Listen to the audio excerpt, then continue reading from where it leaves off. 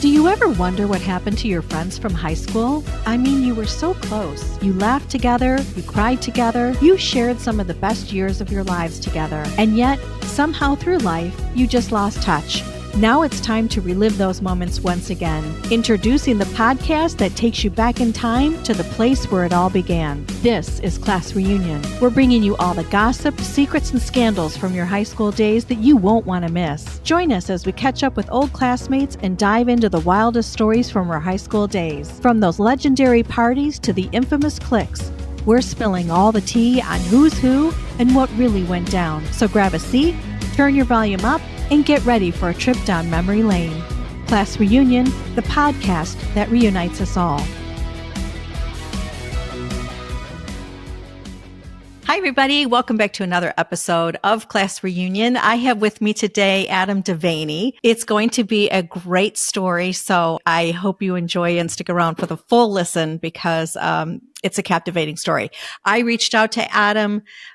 We were talking about wanting to profile men on Father's Day, what that role means to them today. And he shared with me some interesting stories. And I said, whoa. And then he said, and this is what I do for a living. And I did a double whoa.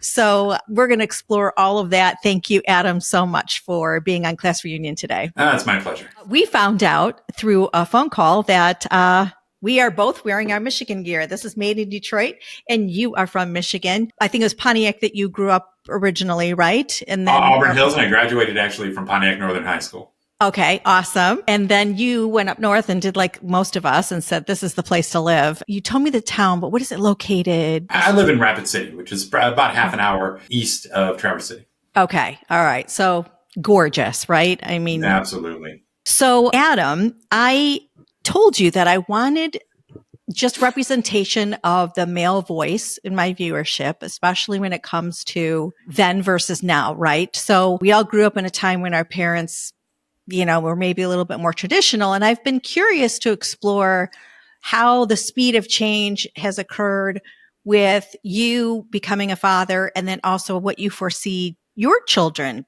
being like when fatherhood comes to their, forefront, because it has certainly evolved quickly, and women's voices have become louder but more complicated, right? A little bit. And so I just wanted to take a moment and talk about that. So, and then that's when you shared, well, here's my story. So please, let's start with your father, if you don't mind. Sure. I mean, I think honestly, I'm going to start out with a quote from Fight Club. Okay. And that is, we're a whole generation of men raised by women. So I might as well just establish that, right? That's very true. Yeah. I was born in 1973. And in the 1970s, there was a kind of the beginning of the mass exodus of fathers. Some stayed in the lives of their children, and some definitely did not. I'm not saying that was the only time in history that occurred, but it seemed to happen a little bit in mass during that time. So when I was about 3 or 4 years old, that was when my parents divorced. Which wasn't common back then. It was sort of, but not as prevalent. Becoming more common. Yes. Okay. At that point. And so there I was, right? I had an older sister. She was just about 2 years older than me. I had a single mom who literally had never been in the workplace. Mm-hmm. And she had to figure out everything about what that meant. And not the situation that she saw herself being in. I mean, she was married. She figured she'd just be married for the rest of her life. And that was that. And just a few years into it, she found herself kind of kicking him to the curb. Okay. So to speak. And so she was wanting the divorce as well. She was the one that initiated. Okay. That's right. And my mom never, typically in that generation, never really talked about that. Right. About the why or the how, or you just kind of knew some basic things.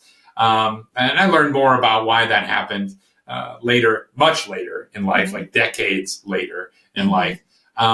But suffice it to say, that was the result. That's what happened, and there we were. And so, fortunately, my mom actually ended up moving us, all three of us, into a 3-bedroom townhouse in a very large, what I would consider today to be a rather large subdivision of townhouses. And that actually worked out really great. There's lots of kids around, lots of other families. It was back in the day when all you really had to do to find where all your friends were was just hop on your bike and go and look for where the bikes were. Right. And as soon as you found the bikes, you knew all your friends were there. And you just walked up and you were like, hey, what's going on, guys? Right. Who's got the popsicle? Yeah.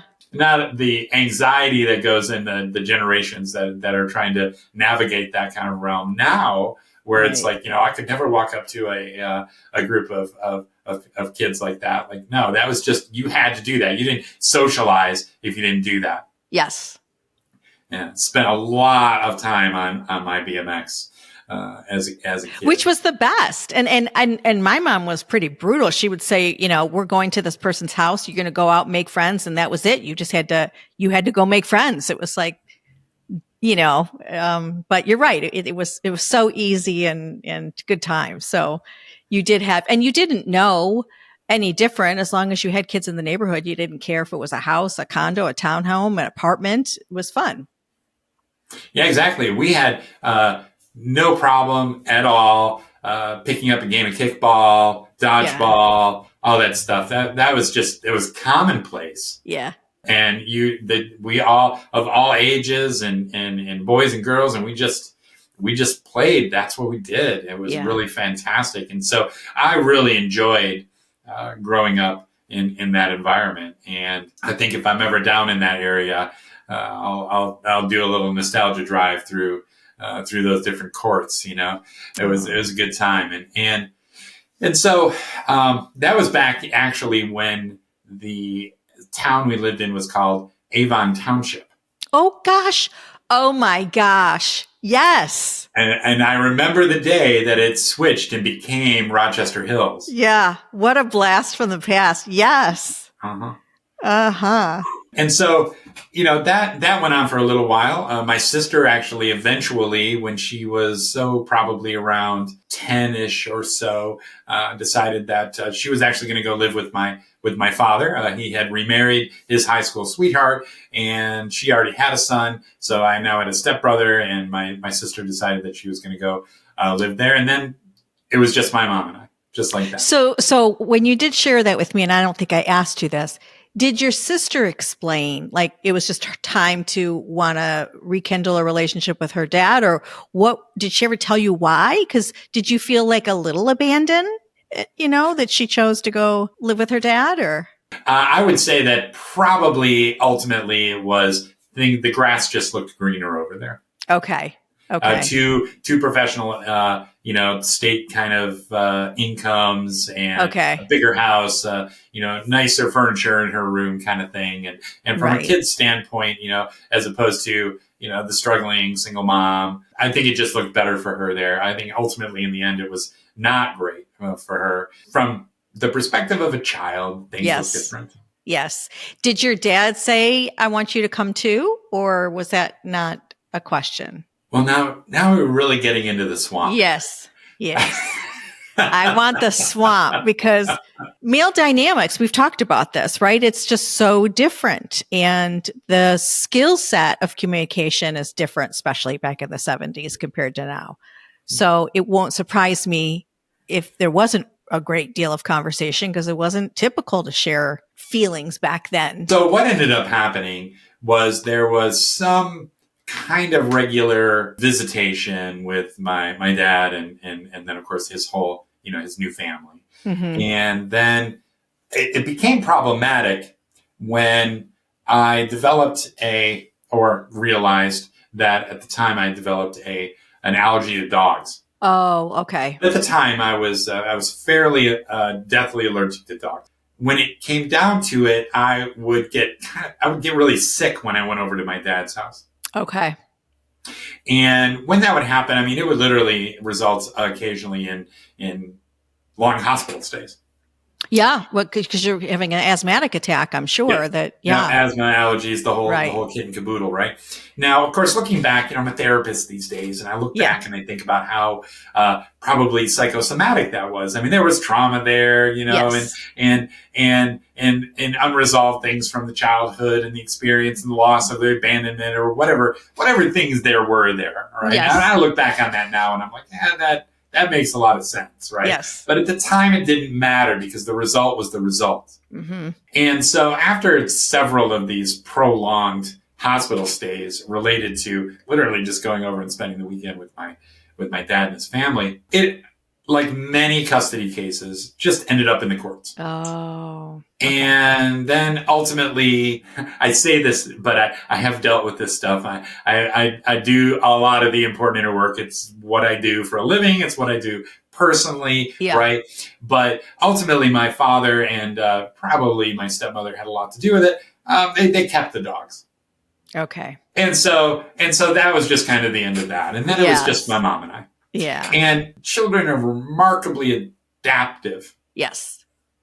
And so once all that drama was over, I just spent the rest of my time, the rest of my teen years just being raised by my mom. And God bless my mom, she did the best job that she could. Mm-hmm. But, in reality, and we're talking about this, the dynamics of the masculine and the feminine, and then, of course, like raising boys, right? Women have this remarkable gift that they get just by virtue of being a woman. It's like women are like factory installed with purpose, whether they end up ultimately having children or not. Mm-hmm. That purpose of creating, gestating, birthing a child, a helpless little infant, and then raising that helpless infant for those first 11, 12 years into a boy. Mm-hmm. Women are remarkable at that. I mean, my wife with my child now, right? She's way better with him because he's 6 and everybody can do the math. I was born in 1973. I was 44 years old. I'll save you the math. When the day before my first and only son was born. There's some hardcore math there. Yeah. I do more math for you. I'll be 62 years old when he graduates high school. Listen, you're still ahead of a lot of people that are doing this even later in life. So I just do the math for everyone. Right. My wife is remarkable with my son, and in these years, I struggle a little bit more. Okay, because the mother is perfectly primed to raise that helpless infant and turn it into a nice, solid, good boy. From that point on, we really need the men. I was wondering where you were going to go. Yeah, because I totally agree with where you're going to take this. This is the part I think is valid and missing in a lot of men's conversations. So after that, at 12 years old or about then, the men need to take over, and it's going to take actually more than one. Right? But you need at least one of the masculine energy that knows what that means. Yes. Because not everybody knows what that means. And of course, our world today is a lot different than when I was 12 years old in 1985. Yes. And so concepts of masculinity, this, I feel like a detrimental movement away from what they call toxic masculinity, which is not true. It's either toxic or it's masculine. It depends on how you define masculine, right? But when we move from that childhood phase and we start moving into this adult phase, which historically has been around that age, we delay and delay and delay, and our society is designed to delay that move into adulthood as much as possible. Has been for some time, but we need that masculine energy. Boys need that masculine energy. You need to start learning what it means to actually be a man, which God bless my mom. She didn't know that. It's not installed in her to know what that is. Well, one of the comments I made to you was, I want to talk about it because I can't speak on it, right? I'm not qualified to speak on it. And, I did raise my son. He had a relationship with his father up until 15. interesting time period where then it distanced. So they separated after that. And I knew, as much as I was nurturing, that piece was missing. And I could be, I could try to be every role I thought was possible. I could teach him how to do a tie. I can teach him how to shave. I can teach him how to look at his oil in his car. It's still his mother doing it. It still has that twist of a female's voice, which, again, my son would say the same thing. Mom, you did, you were great, but life is life. It's just that it is what it is. You can't be something that you're not. And so I love this conversation because I fall under that category of trying, but knowing I cannot and did not. Yeah. And it's not your fault. It's just circumstances. Yeah. Yeah. I mean, when women raise daughters, they can continue to raise that daughter from the beginning Correct. to the end. Yes. Right. But when women are put in charge in the circumstances, if you will, to be the ones who raise the sons. Yes.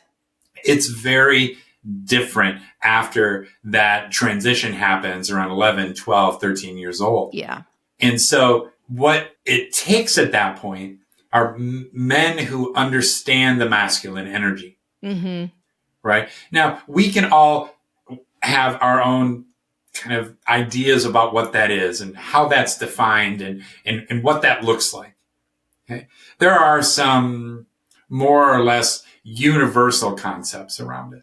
Mm-hmm. The masculine is a provider role, a protector role. There's a supportive role there that's different from the role of the feminine support. There's some more or less universal things, but to say that people have wildly different definitions of what masculine means is that's a whole other podcast. And I'm sure there's several podcasts out there that are actually just on that. Yes, yes, yes.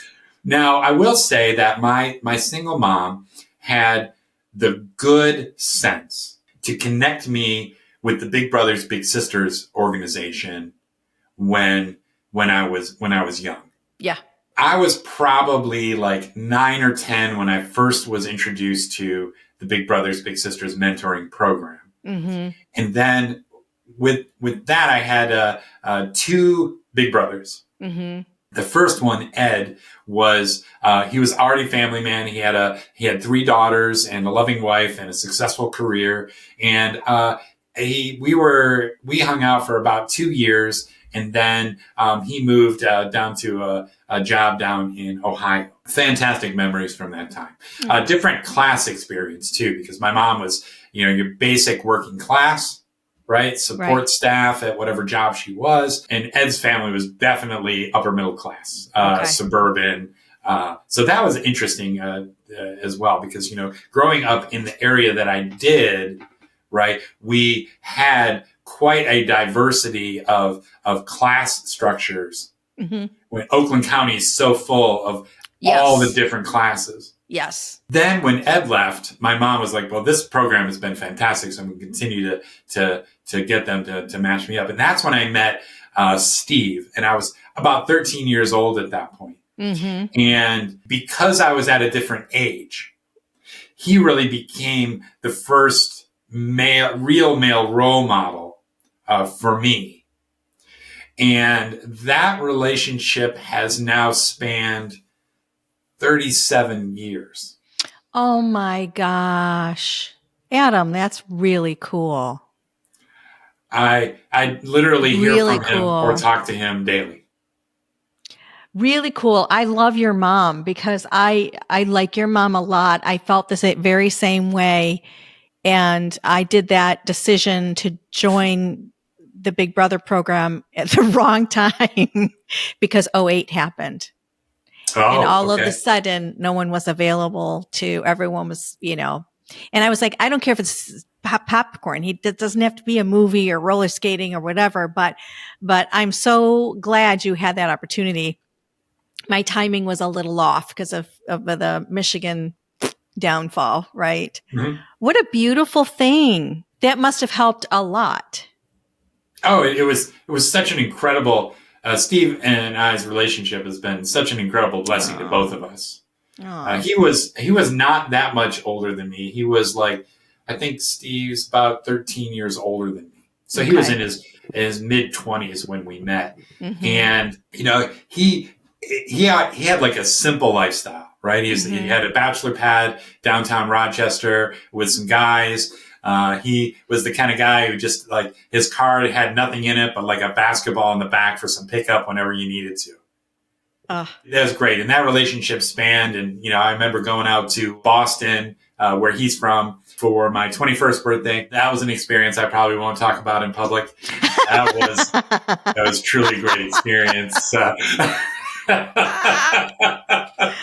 love it. And so our relationship has evolved over the years. Yeah. And the professional work that I do right now as an emotion code practitioner actually piggybacked off experiences that I had vicariously and through Steve over the years. It seemed like our destiny was like just completely intertwined. And now both of us are doing basically the same type of work. Oh, you're kidding. Separate. He ended up moving to Australia, and now we're both doing the same work on separate sides of the world. Because when you have that sort of destiny that's entwined like that, there's just certain things you're not going to avoid. Yeah. Yeah. I love that. So I've already gone over where my sister moved and grew up living with my dad. Yeah. And so then years later, okay, I wouldn't necessarily call myself a late bloomer, but I didn't meet my wife until I was 41. Okay. 42, something like that. And she already had a son. Yes. And honestly, she was kind of the first person I ever dated that already had a kid. And that was a different type of experience altogether. How old was he when you first got together? When we got together, he was about 9 years old. Okay.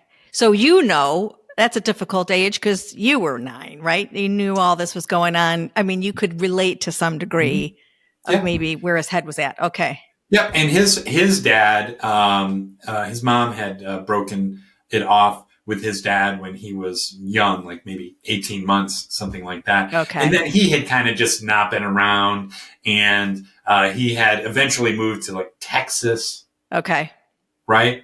And so, and then when we got together, after a little while, his dad had actually moved back up here, and they had started reconnecting, and that was good.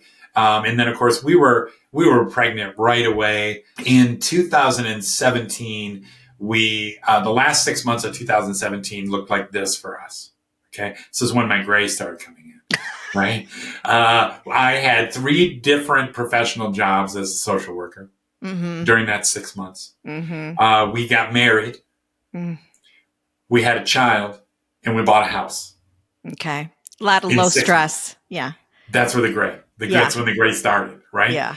And so after our son was born, not too long after that, maybe in the first year and a half, that's when my stepson wanted to go live with his father, who was now back in his life. And that's that pattern that seemed to repeat. Like, you're like, this sounds familiar. Yeah. Right. Wow. Yeah. And it was just a little bit of a different time. My sister and I were closer in age, but wow, that was kind of like, I remember sitting down with my wife and being like, I just can't believe this pattern. Like, that it's just, that's on some whole different level. Yeah.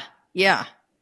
Now, I mean, as an observer, don't know the whole story, but he's now not the single kid anymore, and he's not the focus of attention. And so, someone's now promising him rose garden, just like you said, the grass is going to be greener. But I would imagine it was like, stirring up all that same storyline that you had growing up. Like, what do you say to him? Like, do you want to change his mind? Do you not? How do you handle that? Honestly, he never really settled into having a stepdad. Okay. I didn't know how to be a stepdad. I'd never been a stepdad before. Yeah. It's just like being 50. I don't know how to act my age. I've never been this age before. Right. Right. So I will say that it was one day my wife sat me down and said that this was very likely going to happen, and that basically she'd been kind of hatching this plan for a little while and putting things in place. And I was like, wow, pretty impressed, right? She showed a lot of initiative on her part. And ultimately, children will usually come out not this perfect blend of this parent and this parent, right? Kids will typically come out a little bit more like one of their parents. And he had come out, my stepson had come out very much like his father. Okay. And very much not necessarily like his mom. Okay. And so that in the end has really worked out well. He's much happier there. He's finally getting this experience of having the relationship with his father that he was denied as a child. And it's really worked out wonderfully. We'll say that my 6-year-old misses his brother a lot. Who doesn't understand just misses him. Yeah. Yeah, he does. But then, of course, there's been a few times that, we've actually had his brother, like watch him while we were out doing something or something. And so, my kid's pretty intuitive, and sometimes he's like, I don't really like my brother. Well, they are family then. That's the way it is, right? Yeah, they certainly are. And so it's actually worked out really well in the end. I had this kind of weird bit of like my formative years. Yeah. I had a sibling in the house. Yeah. In strictly Freudian terms, like all those years, I was raised as a sibling. Right. And then the rest of my teen years, I was that's interesting too. An only child. So I kind of have a little bit of both of those. Right. Wow. So I love the way you explained, the chronological order of you as a son, as a brother, as a father. How do you, with all those complexities, envision? Because now you have 2 different boys too. Also, you have your stepson who was raised entirely different than one that's in a family with 2 parents that. Biological, right? Do you think it will change or affect how they now become a father? It's too far out in the future to know what that's going to entail. But obviously those experiences will mold them as well. And I'm hoping that regardless, this is where my mind is going and why I ask about the younger kids, that I love that every generation, the tools get filled up in the box a little bit more. We learn so much more. How to work through triggers or express ourselves.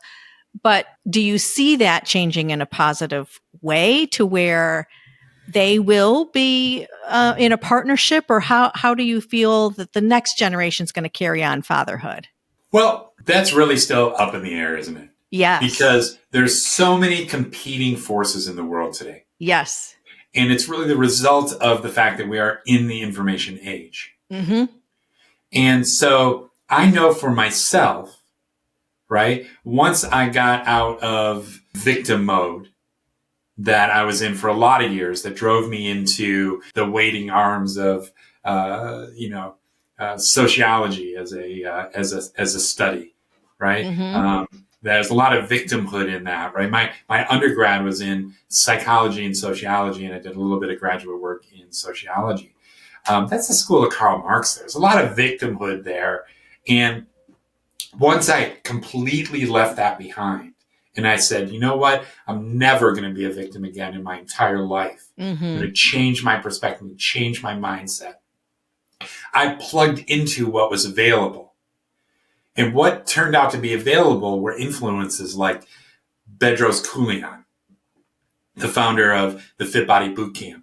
Franchise. Okay? He's got his own podcast now, and his whole thing is helping young people become men and understand what that means. You got influences, wonderful, amazing influences like Ed Milet. You can just go out there on YouTube and you can listen to Ed Milet like every day if you He makes me want to do push-ups, and I don't like push-ups. Yeah.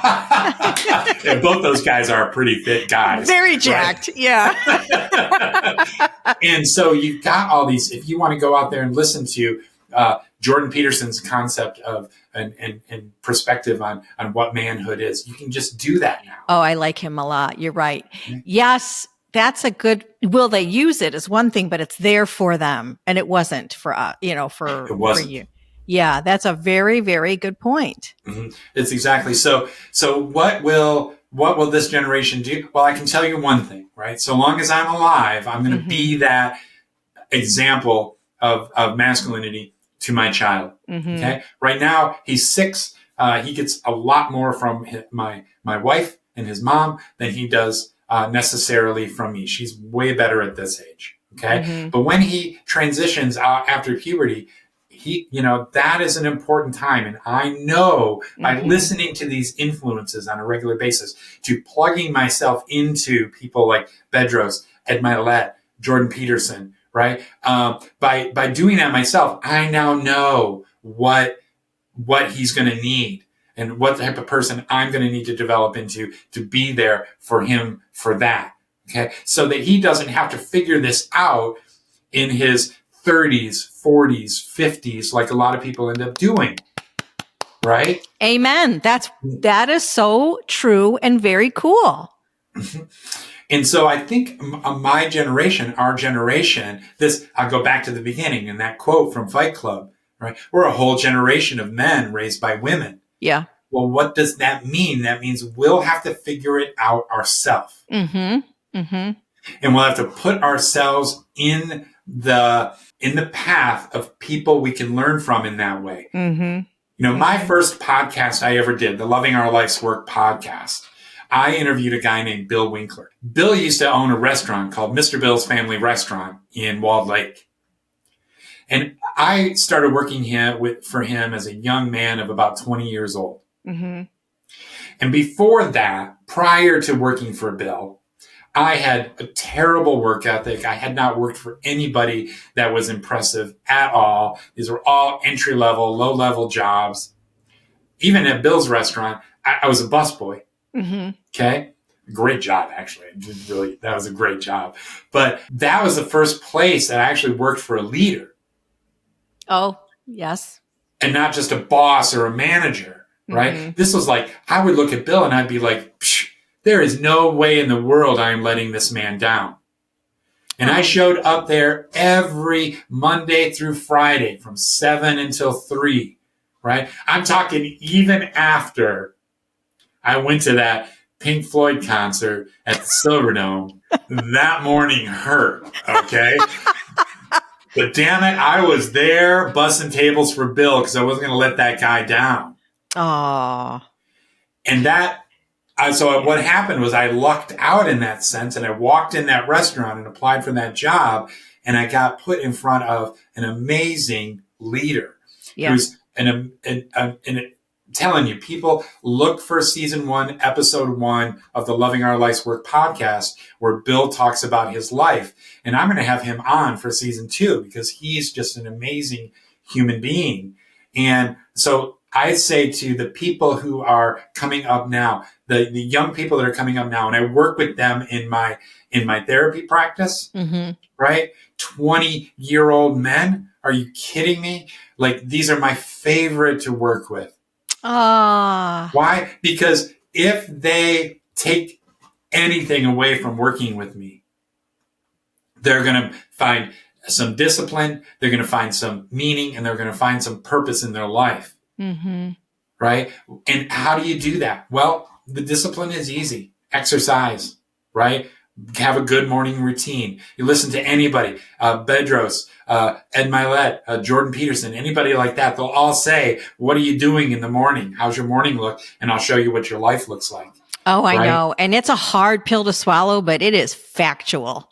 And it's a muscle that, not even exercise wise, it's a muscle of a habit forming that you have to work at every day. And if you slip up, but you got to get right back to it because one day turns into a week and you're right back to starting over. It's so true. And a week turns into a month, and a month turns into a year, and years stacked on top of each other equals a decade. Well, Adam, you've blown my mind even further of what I thought the conversation was going to be.